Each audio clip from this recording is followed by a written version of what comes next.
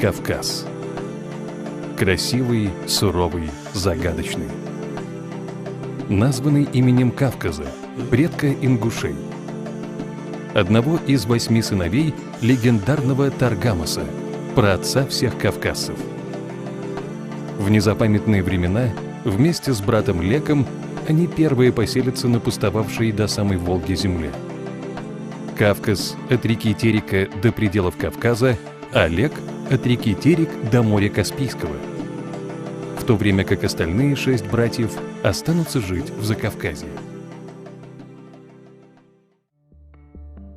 В XIII веке северокавказская плоскость становится частью улуса Джучи, и ингуши, не желавшие мириться с захватчиками, но не имевшие достаточных сил для борьбы с империей монголов, запираются наглухо в горах практически на 100 лет, окружив себя несколькими кольцами каменной защиты и превратив горную Ингушетию в удивительный бастион, до сих пор поражающий воображение каждого, кто посещает этот красивейший уголок Кавказа.